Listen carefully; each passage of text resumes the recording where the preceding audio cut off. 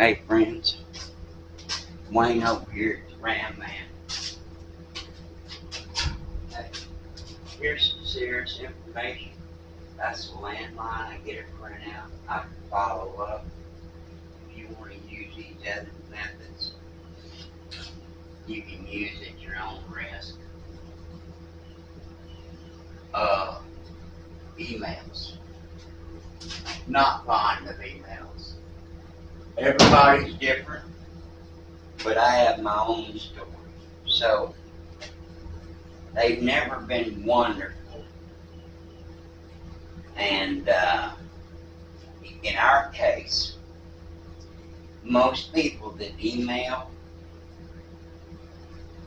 are not serious. They just not. Very few follow through. Then we get the people that send me these long diatribe explanations, 1, 2, 3 pages. It looks like they put a lot of time and energy into it. And some of these problems, they're pretty complicated. Hydraulic problems, multiple brake issues, done a 4-wheel swap, booster not working. Anyway, asking about valves, pressure reducers, differential valves, portioning valves. And then at the end of all that old bullshit, there's no phone number. I don't know if they're just betting. And it's become really bad in the last couple of years. Here it is, summer of 2026. And I asked this guy a couple months ago, I said, because sometimes, I'll be honest, sometimes I respond and sometimes I don't. But I responded to this one guy with this long, great big stuff. And I said to him, how come you didn't leave a phone number? He said, well, I never thought anybody would ever call me. You know how it is today. And I thought to myself, I said, well, how did you think you was going to get to the solution? Well, I don't know. I don't know. I thought maybe you would. Well, no, you're not going to get me sitting down pecking for an hour trying to do that 14, 15 fucking times over some complicated hydraulic issue. Use a fool. Anyway, so what we've got here is we're helping out a guy that bought a vehicle.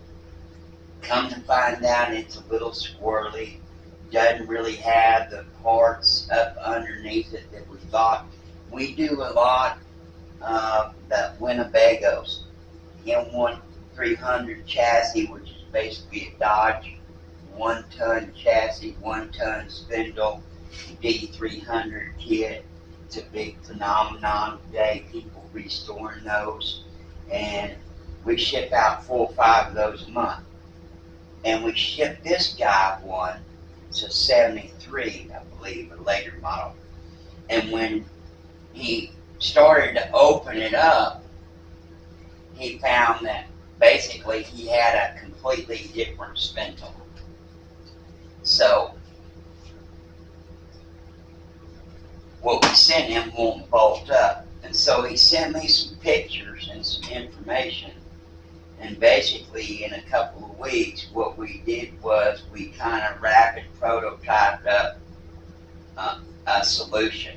So, and here it is. And I'm fixing to show how simple this is. Basically for everybody, but it's really for him. So, here we go.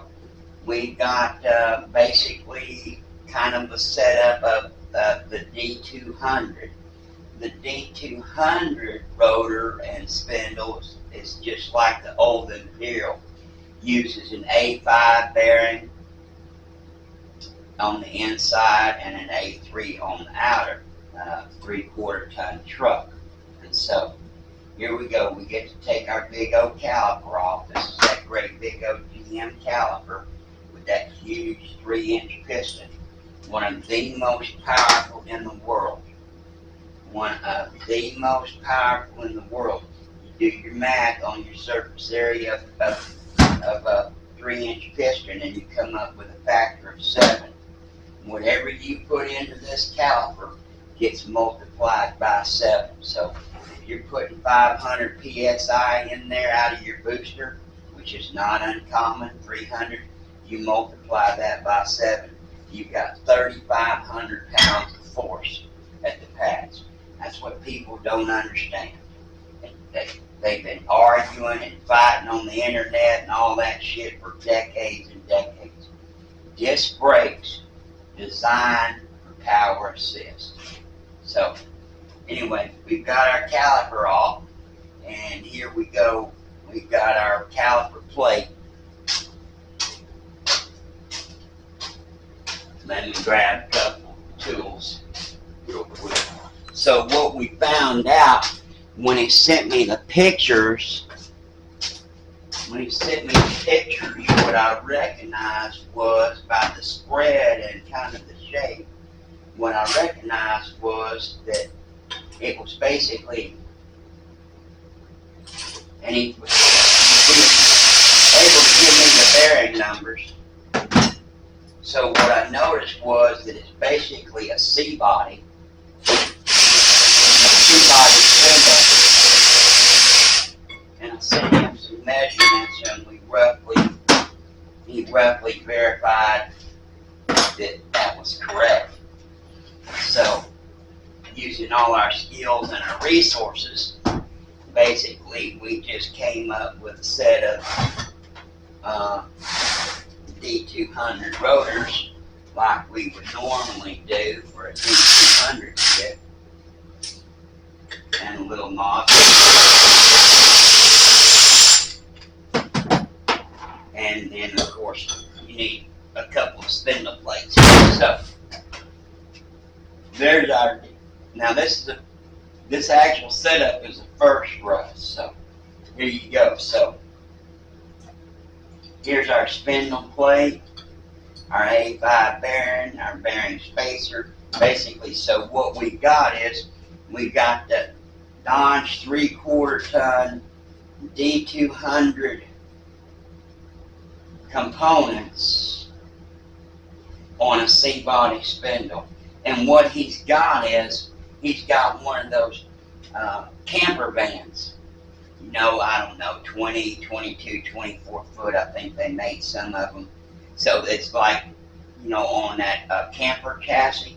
So it's not a 1 ton, it's a 3/4 ton chassis. So pretty simple. Like a lot of our older disc brake kits, you've got this great big old 1/2 inch plate to tie it all in and rigid and give you a lot of stability. Remember, we're applying huge amounts of force. You know, 3,000 pounds or whatever, 2,500, whatever. So we've got these countersinks, use the original hardware thing, and so there it is. It just bolts on, and voila, away we go. So anyway, we're going to get him to ship this ship that other kit back to us, and we'll ship this one out, and he should be well on his way. Just bolt on the spindle plate, and of course it uses the factory bearings. We got our D200 rotor.